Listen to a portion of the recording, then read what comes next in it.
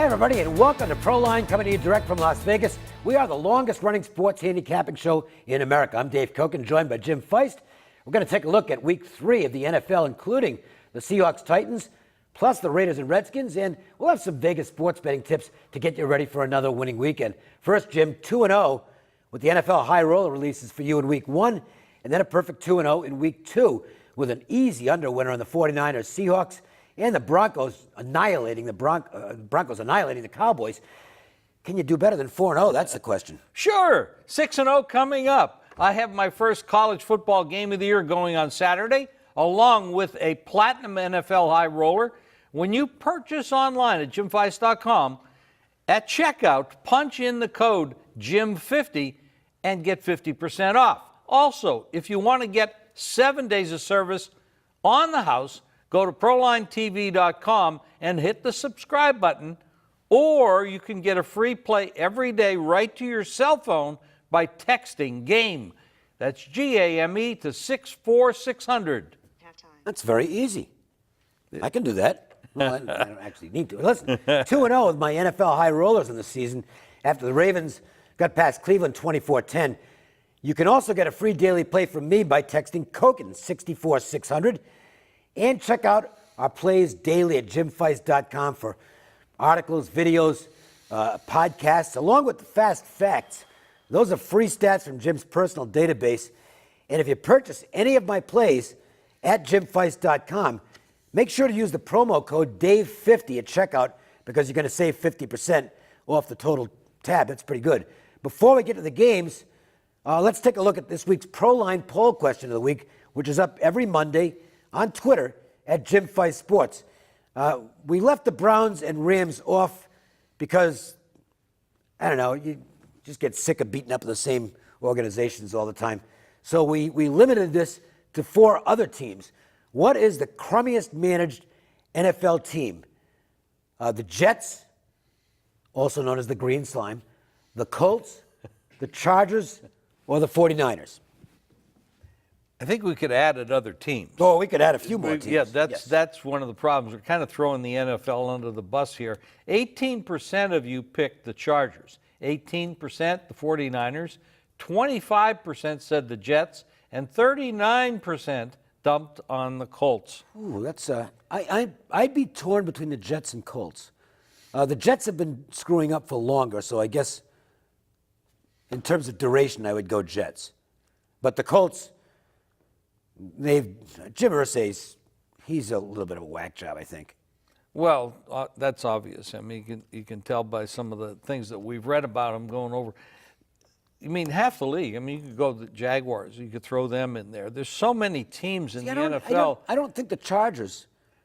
Well, yeah, they are. I mean, they should have just said, well, fine. I mean, they're playing in a soccer stadium in L.A. Not good. Well, but the Chargers, a lot of the Chargers' problems have been ownership, just on the field screw-ups. I think their ownership has been a problem. I mean, if you go back, I like the answers. I think you could have gone a couple different directions with that, but I want to thank everybody for participating in it because it makes it an interesting conversation. But if you want to talk about bad managed teams, and I know we didn't want to talk about the Browns, but let's look at the Chargers. When you go back a few years, and you can name the players, probably be a better memory for the players than I do, but they had Marty Schottenheimer. 14-2. And they fired him. Yeah, that was brilliant. And look at the team they had at the time. The players that on that team, I mean, they had LT. They had a lot of great players. That should have been a championship team. Even now with Phillip Rivers. I mean, they just find ways to lose games. They could be 2-0. Instead, they're 0-2. Now, what did they get rid of their kicker? I mean, Young Hoku will be there this weekend. He blew 2 games, one a tie and one a win. Yeah, I'm not going to put the first one on him so much, but you got to make that kick last week. And the problem with Koo is, and this was known going in, he has a low trajectory on his kicks. He's going to get kicks blocked. I don't know how this is not going to be a long-term arrangement. No, of course. He's still the kicker this weekend, but we'll see how long that lasts. How many fans do they have in the stands there? Not many. 9? Lots of good seats available.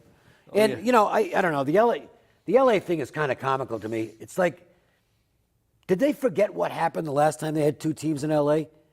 Oh, it was a disaster. It was terrible. Yeah. Why is it going to be any different this time? The ownership of the Chargers couldn't get it together with San Diego, so Chargers they moved need to be in San Diego. Yeah, They need to be in San Diego. They do. Meanwhile, the one franchise that's in San Diego will tip our cap to Rocky Long, Bobby Houck, and the San Diego State Aztecs, who actually, if it was the Pac-13, they'd be 2-0 and in first place because they've beaten two Pac-10 teams in a row. All right, we want to thank everyone for participating in this week's poll question. Check out Twitter. My handle there is @Dave Cokin, which is my name, so it's kind of works pretty well that way. And you can see my daily comments and occasional rants about sports in the Vegas sports wagering scene. And you can participate every day with me on Twitter, Facebook, Instagram, or YouTube. Okay, when we come back, we'll be taking a look at a pair of Week 3 showdowns, the Seahawks Titans and the Raiders taking on the Redskins. Okay, welcome back to Proline. Week 3, Sunday, finds the Seahawks taking a long trip to Tennessee. Jim, Seattle was very fortunate to get a victory last week. They should be 0-2 right now. And the 49ers just catch the football. All they have to do is catch the football in the fourth quarter. They're going to win the football game, but they couldn't do it. That's why they're the 49ers. But the Seattle offensive line, it is not good. Tennessee, meanwhile, rough week 1. They weren't very sharp. A lot better in week 2. A good performance against the Jaguars. And a lot of people are high on this Titans team. Oh, a lot of people are high on the Titan team, and I am too, because I actually picked them to win. I have an division. overbet on them for the season. But the first week they didn't look very good, but that was against Oakland. But still, they do let you down from time to time. Seattle's offensive line it's absolutely pathetic. I'm not sure about this, but I'll say it. This is what I hear. I hear that it's the lowest paid offensive line in football. Now, when they lost their left tackle in the preseason, That was a big injury. Fant, that was a big loss. It's always tough to lose if you have a right-handed quarterback and you lose the left tackle, you're killing his blind side. And it's hard to replace that. We see it all the time. These quarterbacks are under duress. I wrote an article about it, the old school versus new school type of football. Offensive line is probably the most important unit on the football field. And you're going to pay $26 million to a quarterback and put him back there with the Swiss cheese offensive line, get him killed. He plays half the season, or he plays even more than half the season, but he's always hurt, so he's never effective. He can't have enough time to find his receivers. Did you see the play they scored the one touchdown on last week? That was a phenomenal play by Wilson. Well, absolutely phenomenal. He's a phenomenal player. I mean, I don't know if he's the best in the league, but he's definitely the best in the league under duress. But, I mean, my God, what this guy does, he's well worth the money they pay him, but they have to put guys in front of him. Now, here's the thing.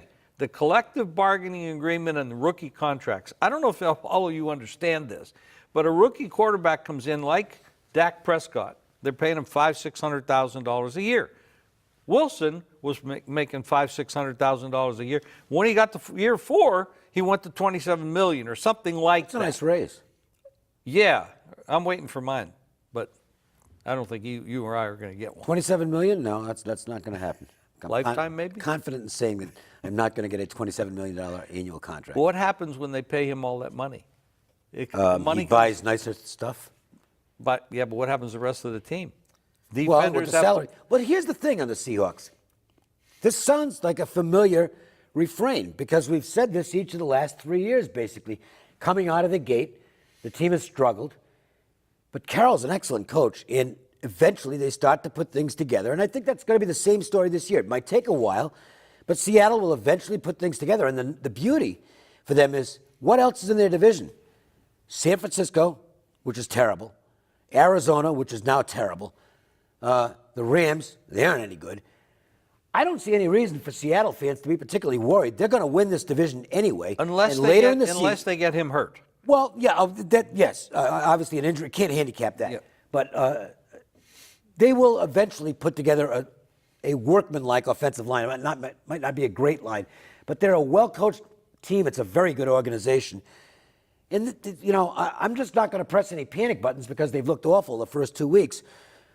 you go back to the past few years, this is basically the third straight years they've looked awful out of the gate. And it's like, oh boy, that's it for the Seahawks. Their window's closing. No, it's not. However, they're fortunate they don't have much competition in the division. oh yeah, absolutely. But that's definitely part of it. And knowing that going in allows them to kind of bide their time as far as certain things go. However, they're not ready yet to start playing Seahawks caliber football. No, they're not. And this could be a tough trip for them to Tennessee. Oh, it definitely will be. It definitely will be because Tennessee is solid. They got a. This is how you build a football team: solid running game, solid offensive line, mobile quarterback, and have receivers that can catch the damn football because there's so many guys in the league that get a lot of money to play wide receiver and they just don't catch anything. And how about Henry, who's really, DeMarco Murray's been banged up. Henry might be taking that job away from him at running back. He was fantastic last week. I know, it was like I had like 90 yards, so it wasn't like one of those things where it gets your attention with this spectacular amount of yardage. But he was extremely effective at running back. Derrick Henry's a good football player. And, if Mariota avoids mistakes of what is still inexperience, they're a damn good football team. Yeah, they are. They are. All right. Now, they did play Jacksonville, and Jacksonville is a dumpster fire. I mean, they every other game or every third game, they decide to play a little bit. But when they opened the season against Houston, and they sacked the quarterback 10 times in that one game, which is absolutely remarkable. They had a great game. They had a great game. Tom Savage was the quarterback in the first half, and Watson was quarterback in the second half. Coaching decisions. But that team was under duress, too, because they went through the floods and all that stuff and the hurricane. And they were disrupted. Their practice time was disrupted, et cetera, et cetera. So I don't know how much you put on that because a lot of lines are made by power ratings, and I don't know how much you can adjust off that kind of stuff. Houston came the next week, and they go to Cincinnati, which is another dumpster fire. They're a train wreck. So, I mean, they could have been in our poll question here. And they're a train wreck for sure. I mean, they've scored 4.5 points a game, 0 and 9 in 2 games. So it's absolutely incredible.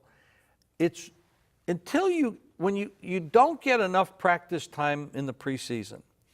They play 4 games. They get some practice time, but a lot of times they can't wear pads. There's not enough hitting. They are not in shape physically. They're not. They get into the first real game and they're playing 70 plays. One team played 18 plays. The offense played 18 plays the entire preseason. And then they play 70 in the one game, the first game. They're not ready. They're not ready. No, well, it's on the teams to figure that out. Let's get Jeff Sodd's take on this game.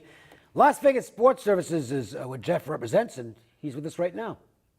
Thanks, guys. Seattle is already 2-0 under the total, cashing by a wide margin each time. That's not surprising as they're dominant on defense, but still have a major weakness with this offensive line. Russell Wilson has been sacked 6 times. Seattle was 7-3 under the total on natural grass and faces a run-oriented Tennessee offense. The Titans have an improved defense, holding the Raiders to 26 points, and last week allowing 16 points at Jacksonville.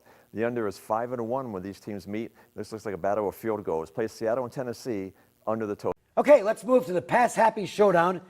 We think it might be that between the Redskins and Raiders. Washington, the home team, they got its first victory on Sunday, much to my delight, as they went west and beat the Rams 27-20. And they face an undefeated Oakland team that has Las Vegas sportsbooks collectively holding their breath right now because there's a lot of Super Bowl money on the Oakland Raiders, and they are off to a great start, Jim. They're off to a great start, and I give them all the credit in the world. But they are in a tough division. Oh, that's good. Outside of the Chargers 0-2, everybody else is 2-0. Right.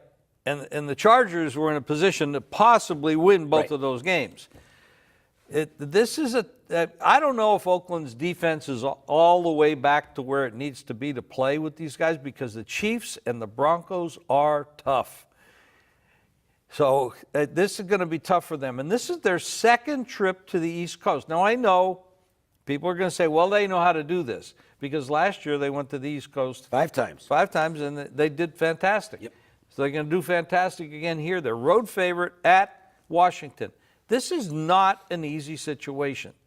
And I'm not going to have my money on them. Well, this is going to be a pros versus Joes game. There's no question about that. The square bettors are going to be on the Oakland Raiders.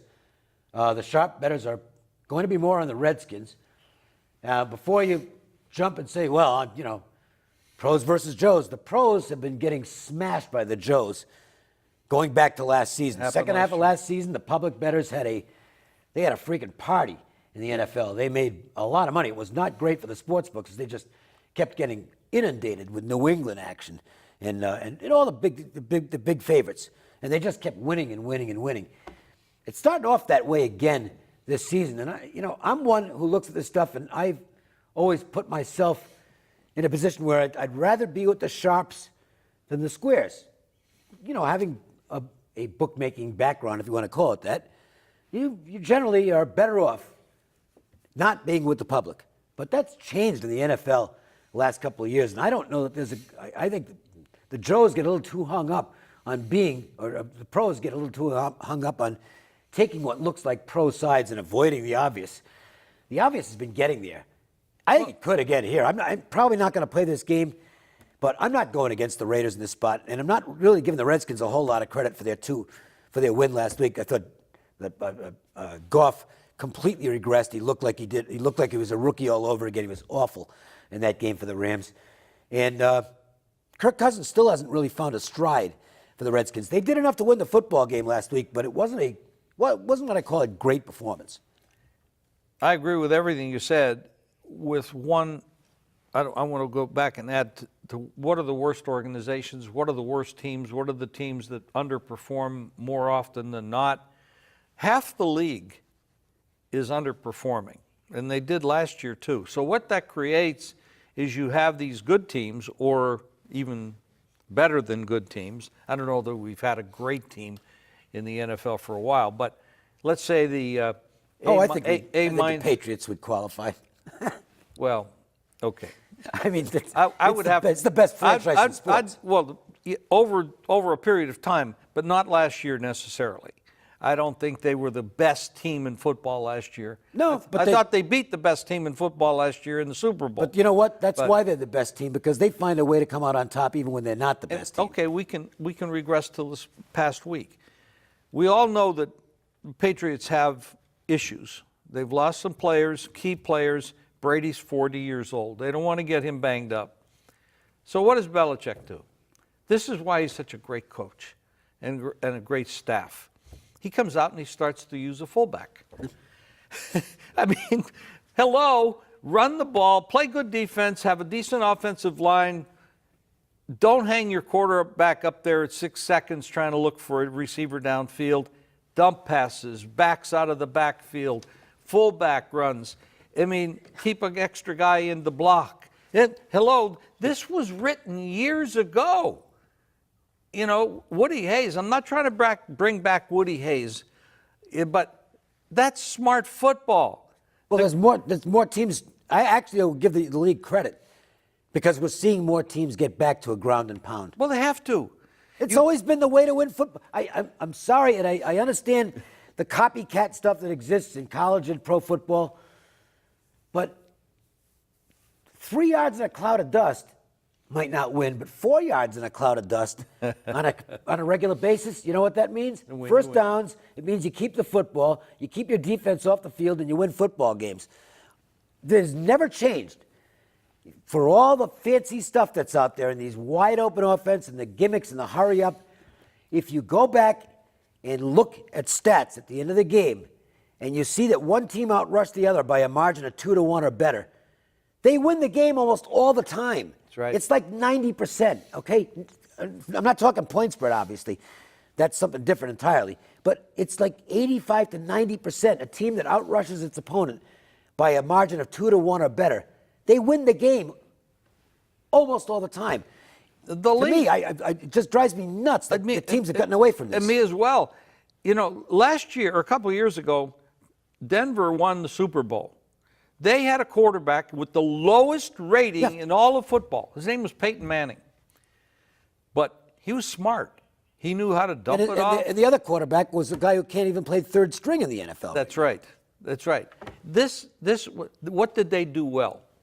They had a great defense, and they ran the ball, and they protected Manning. He wasn't hanging back there trying to look for 30, 40-yard passes down. He was dumping. He was handing off. This Trent Dilfer years ago, when he was never a great quarterback. He's a manager. He was a manager. But they won the Super Bowl. Damn good at it, too. Damn good. But what did they have? Great defense, great offensive line, ran the ball. All this stuff, the flash and dash and all that stuff, and that's great. Maybe it sells tickets, maybe it's a more interesting game, but it's not great football. You pick the team that has that good offensive line, runs the ball, manages the game, doesn't turn it over, and forget the 40-yarders. That's great when you get them. And when you bring those linebackers up, they're open. So you got to get back to basics, guys. All right, let's see what Jeff Sod at Las Vegas Sports Service thinks about this game. Jeff, take it away. A long road trip for Oakland to the East Coast. The Raiders have one of the most talented offenses in the league again, scoring 26 and 45 points in 2 games. Derek Carr has 5 TDs, no picks, and is completing 75% of his throws. Oakland is 19-6-1 over the total after a victory and 36-13-2 over after a spread cover. Washington got its offense scoring last week, scoring 27 points, and is on a 20-7 run over the total. They've also gone over in 8 of 11 home games. Both teams will score these 30 points to play the Raiders and the Redskins to go over the total. Las Vegas Sports Services has a special this week, 7 days of service in all sports. That's plays every day for just $19. And that will include a $500 blockbuster release going this weekend on the gridiron. That's guaranteed, or the rest of September is free. Just call 866-546-9467. Back to you guys. Okay, thanks, Jeff. When we come back, we will have some more observations to run through to get you prepared for the weekend. You know, one of the givens as far as handicapping sports is concerned is that you got to have good power ratings. If you aren't able to make good power ratings yourself or don't have a source that you can rely on for them, you can use Jim's Fast Facts. They're tremendously helpful as far as that goes. But still, beyond that, getting good information always helps. And, you know, one of the good things about getting older, it certainly isn't looks, but having the ability to cultivate more sources is actually very helpful. I'll give you a good example. Tennessee, University of Tennessee, not the Titans, about the Volunteers. Gotten good information on them going back prior to the season, and some update, if you will, is that the coaching staff is not on the same page right now. That was a bad loss last week against Florida, a really bad loss. They just weren't prepared for the final play of the game. You cannot let the guy get behind you like that. They lose the game. They've got UMass this week, a bigger game against Georgia next week, but it sounds like it might be getting to be real hot seat time. We speculate on this stuff, but it sounds like it might be real hot seat time for Butch Jones because the staff now is getting fragmented. Apparently a lot of infighting taking place. That was a tough loss for the Volunteers, tough loss for their backers, tough loss for their fans. I was one of their backers. I took the points. I had 4. In that game, I lose it by 6. Looked good until the final play. It's the whole game. I was right there. But that's gambling. Yep. That's what happens. Now, and the same thing's available in the NFL. It's not maybe inside information, but there's so many good sources out there. I'll throw one at you because I think they do a tremendous job with their analysis, and they're not paying for this plug anything. We have no arrangement with it. Pro Football Focus, well, it's a good website. Yeah. It really is. Terrific website. So check these things out. They're going to help you as far as your handicapping is concerned, and you'll be a more informed, even if you're not a sports bettor, you'll be a more informed fan.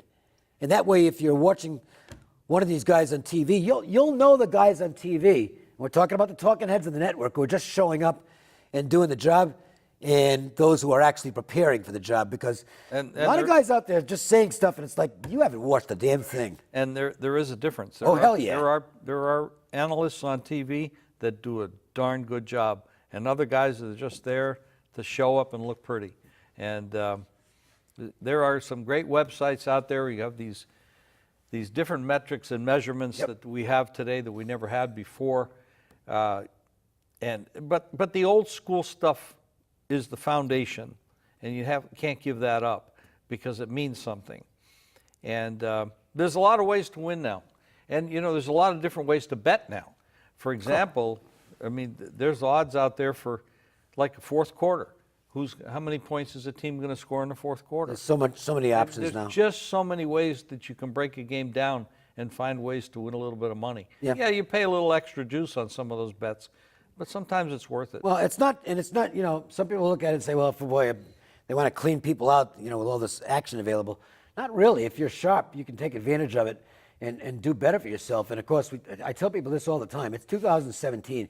If you're betting with Bob the Barber, calling him on the phone on Sundays to get your lines, you're giving yourself the worst of it by a mile. I mean, look, I know there's certain rules and regulations, and I'm not telling you to go break any laws, but I mean, if you're going to do this to make money, you have to take advantage of what's out there and have multiple accounts and be able to get good lines, play at any time during the week, not just on game day.